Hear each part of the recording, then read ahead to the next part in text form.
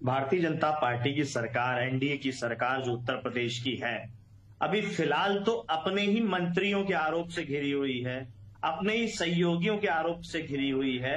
लगातार अभी उनकी एक मंत्री थाने में बैठ करके आरोप लगा रही थी किस तरीके से थानेदार प्रताड़ित कर रहा है। उससे पहले उनके सहयोगी, एनडीए के सहयोगी अपना दल के, वो ये कह रहे थे एसटीएफ उनको फंसाना चाहती है।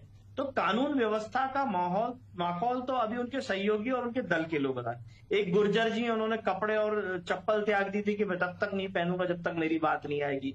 एक भारतीय जनता पार्टी के प्रवक्ता हैं जिन्होंने गाड़ी में झंडा लगाना बंद कर दिया था कानून व्यवस्था को लेकर के, पुलिस परेशान कर रही है, ये उनका कहना था। हालांकि पुलिस ने नियम अनुसार जिस तरीके से चेकिंग होती है, आम नागरिकों की जो चेकिंग करता है, वैसे उनकी चेकिंग करी। लेकिन अहंकार है कि भारतीय जनता पार्टी की सरकार है तो क्यों मानेंगे, क्यों किसी को कागज दिखाएंगे। ये वही अहंकारी सरकार है जो कागज दिखाने की बड़ी दम भरती थी।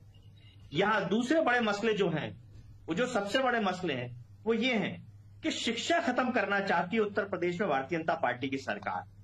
ये आंकड़े खुद इनके एनडीए के सहयोगी ने सदन में दिए कि 8 महीने में 8 लाख बच्चों ने स्कूल छोड़े। जयंत चौधरी जी ने, अब 8 लाख बच्चों ने अगर 8 महीने में स्कूल छोड़ दिया है तो ये 8 साल का कार्यकाल पूरा कर चुकी योगी सरकार में कितने बच्चों ने स्कूल छोड़ा होगा। 26,000 प्राथमिक विद्यालय बंद कर रही है भारतीय जनता पार्टी की सरकार। हजारों स्कूलों को मर्ज जोड़ रही है एक दूसरे के साथ में, कम विद्यार्थी होने के कारण। और आज भी शिक्षकों की कमी है। 60,000 लगभग शिक्षक सड़कों पे हैं कि हमें नियुक्ति मिले, लेकिन उनकी नियुक्ति नहीं मिल रही है। उसी तरीके से पुलिसकर्मी है, लगातार जो परीक्षाएं हो रही हैं, पेपर लीक हो रही हैं, युवा बेरोजगारी से जूझ रहा है, बेहतर शिक्षा से जूझ रहा है, बेहतर स्वास्थ्य व्यवस्थाओं से उत्तर प्रदेश जूझ रहा है। सरकार हर मोर्चे पे विफल है, केवल झूठी वाहवाही, झूठे आंकड़े प्रस्तुत कर रही है और उन अन्याय अत्याचार के खिलाफ हर पीड़ित, दुखी, असहाय पीडीए के साथ माननीय अखिलेश यादव जी के नेतृत्व में समाजवादी पार्टी खड़ी हुई है। उसी विचारधारा के साथ खड़ी है कि जो भी पीड़ित है, दुखी है, असहाय है, हम उसके साथ में खड़े हैं, उसकी पूरी ताकत बन के साथ खड़े हैं। ठीक, मैंने शिक्षा और युवा के बेरोजगार की बात सबसे पहले रखी, तो प्रामाणिक तौर पर बताई थी कि किस तरीके से क्या चीजों की कमी। भारतीय जनता पार्टी के नेता ने जिस तरीके से अभी मेरी बातों का जवाब दिया और तुलना करके बताएं कि बिजली उत्पादन के लिए कौन सा नया प्लांट लगाया भारतीय जनता पार्टी की 8 साल की योगी सरकार ने, जबकि डबल इंजन की सरकार है, केंद्र से भी भरपूर मदद मिलती है इनको, बताएं। और केंद्र सरकार ने उत्तर प्रदेश को कौन सा एक्सप्रेसवे दिया, कौन सी बड़ी सड़क योजना दी उत्तर प्रदेश के अंदर जो 8 साल के अंदर लागू हो गई और डबल इंजन की बात करते थे। एम्स, 2 एम्स के लिए माननीय अखिलेश यादव जी की समाजवादी पार्टी सरकार ने जमीन दी। वो एम्स पूरी तरीके से बन के कब तैयार होंगे। पुलिस की बात कर रहे थे, ये महिला पुलिस का ही तो वीडियो देखा हमने, किस तरीके से बेइज्जत किया इसकी सरकार ने। सबने देखा है, सोशल मीडिया के माध्यम से, मेन स्ट्रीम मीडिया के माध्यम से सबने देखा है। लेकिन इनको शर्म नहीं आती है कि हम क्या बात कह रहे हैं। हम उस बात को कह रहे हैं जो हमारी गलती है, उसको स्वीकार करने के लिए हम उस बात को हमारी उपलब्धि बता रहे हैं। आप महिला पुलिस कर्मियों को जो भर्ती होने आई हैं उनको अपमानित कर रहे हो और उन पे आप गर्व कर रहे हो, वो अपनी उपलब्धि बता रहे हो। आप बच्चों को शिक्षा नहीं दे पा रहे हो, उसको उपलब्धि बता रहे हो। लोगों को बिजली नहीं दे पा रहे हो, आप उसको उपलब्धि बता रहे हो। लेकिन यश जी, एक विपक्ष होने के नाते बिल्कुल आप अच्छे मुद्दे बता रहे हैं, ठीक है, और ऐसे मुद्दों की कहीं ना कहीं आवाज, अब हम एक विपक्ष की जो आवाज होती है, जो जनता की आवाज बनकर विपक्ष जिस तरीके सदन में आता है, वो आपकी आवाज हमें देखने को भी, यानी कि समाजवादी पार्टी की या कांग्रेस की देखने को भी मिलेगी, या इस बार भी वॉकआउट हो जाएगा।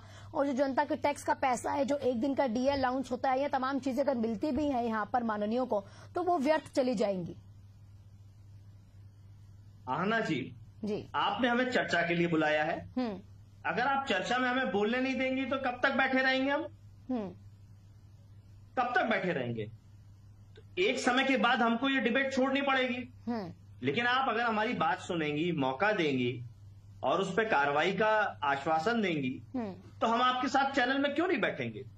हमें एक अच्छा वातावरण चाहिए प्रदेश की जनता के लिए, देश की जनता के लिए, प्रदेश की तरक्की के लिए, देश की तरक्की के लिए। लोगों ने वोट देकर के हमें जिम्मेदारी दी है, तो उन जिम्मेदारी को हम निभाए ना। जब सरकार निरंकुश हो जाएगी, किसी बात को सुनने को तैयार नहीं होगी, किसी काम को करने को तैयार नहीं होगी, मैंने पहले वक्तव्य में अपने उदाहरण दिया। लेकिन सर, वॉकआउट करना भी तो नहीं होता ना। अगर वॉकआउट कर लेंगे तो कौन सा हमारी जनता के मुद्दे कहीं ना कहीं वहां पर रखे जा सकेंगे?